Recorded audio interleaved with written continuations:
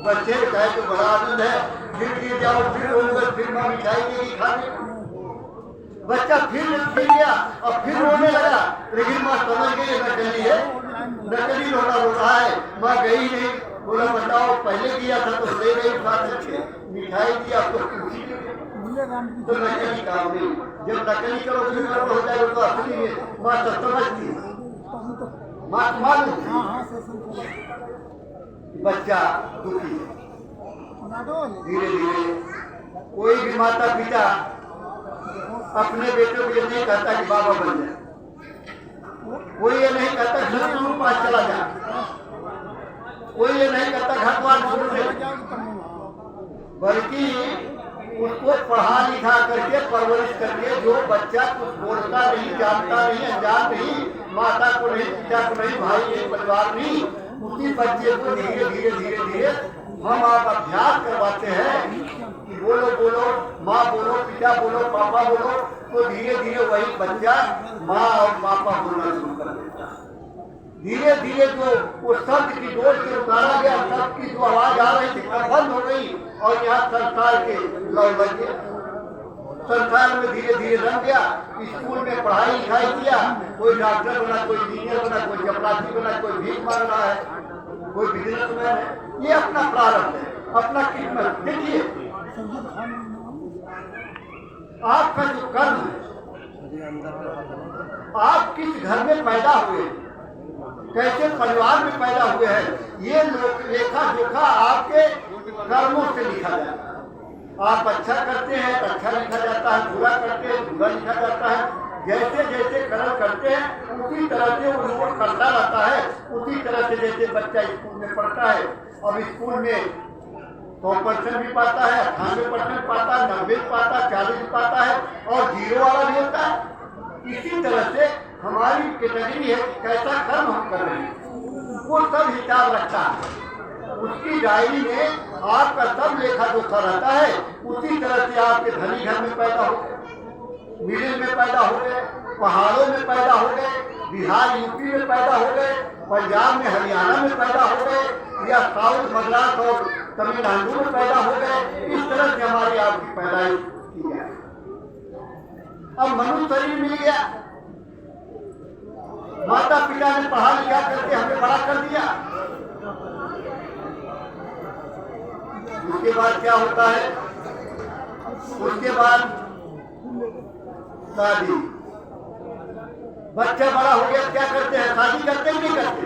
जरा बोलिए आप लोग करते नहीं करते हैं। चिंता लगी रहती, बेटी हो या बेटा हो, शादी हो जाए।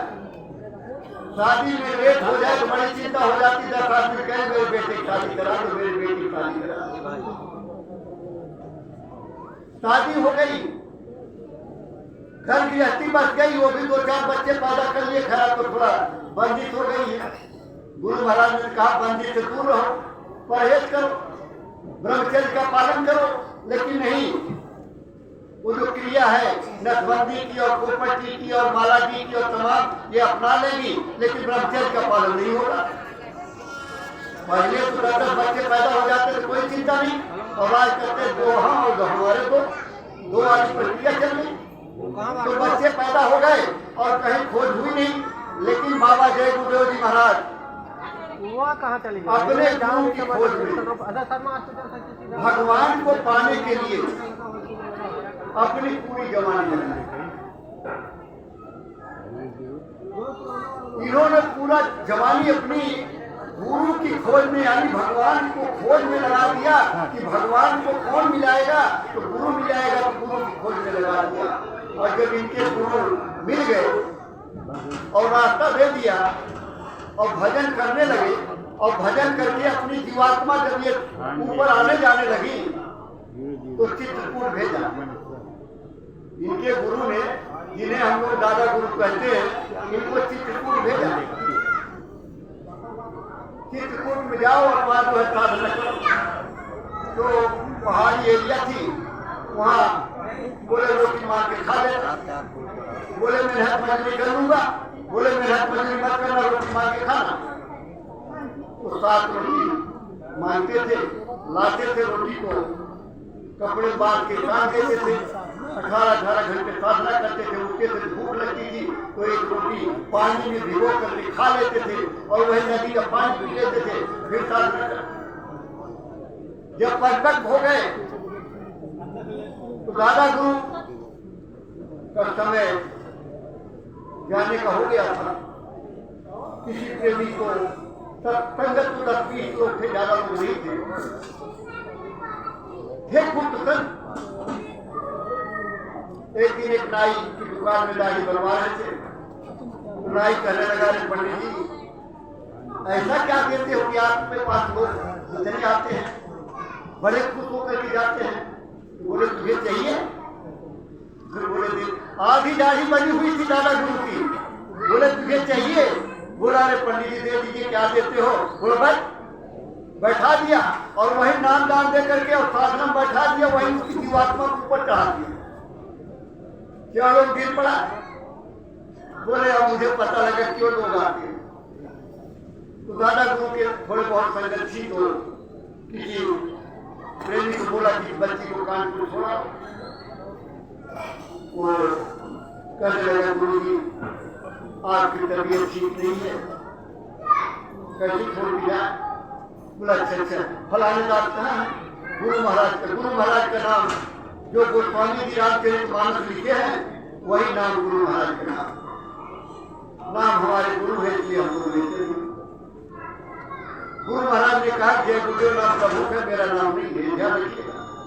लेकिन एक ये भी ध्यान रखिएगा, वही अनामी धाम बैठे महापुरुष जो कभी आए नहीं, कभी आएगा नहीं, वो मनुष्य शरीर में मनुष्य रूप में यहाँ धरती को आएगा। घास काटने गए थे, गाय घास काटने गए तो घास काटने गए हैं। जब लौट के आए किसी घास गुरु याद कर रहे, भागे गए। गुरु ने बच्ची को कान को छोड़ा, लेके जा रहे थे। माता जी का रुक के थोड़ा रोटी लेता जा, कहने लगे नहीं आदेश हो गया है, जा रहा हूं। वहां चले गए, रात के 12 बजने वाले थे। दादा गुरु ने कहा मेरा समय हो गया जाने का, मैं जा।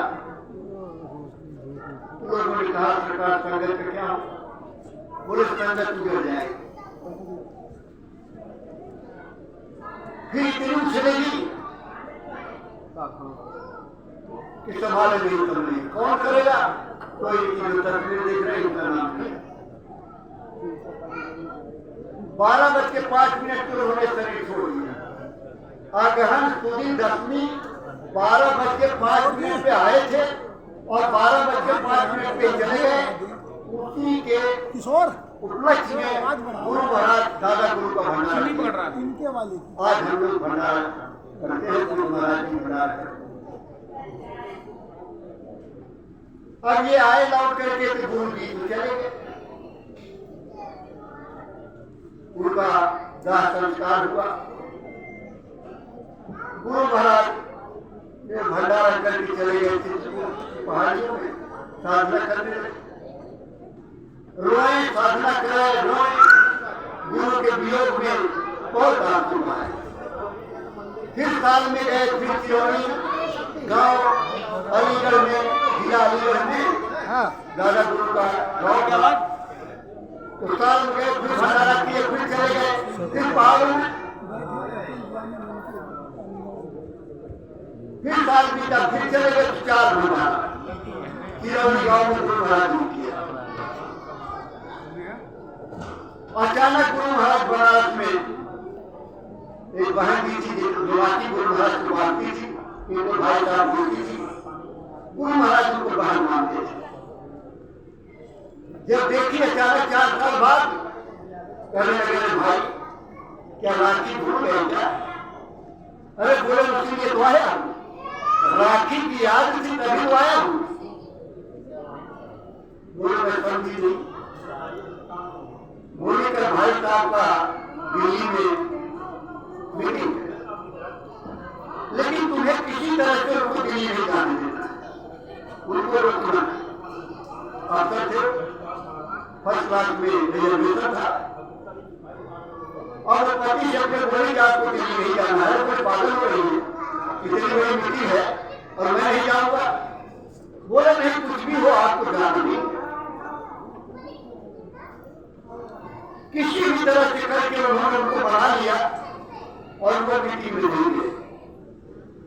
दूसरे दिन जब पेपर आया और पेपर में जिस डिब्बे में उनका रिजर्वेशन था उसी डिब्बे में आग लग गई और जितने यात्री उस डिब्बे फर्स्ट क्लास के थे सब जल के मार गए। आए अपनी पत्नी के पास और कहने लगे कि तुमने मुझे बचा लिया। कोई मायने नहीं बचाया, ये भाई साहब ने बचाया। चारों गिर पड़े गुरु महाराज के पति पत्नी ने आग्रह किया कि लोगों का दया करो, लोगों पर कृपा करो। उधर गुरु का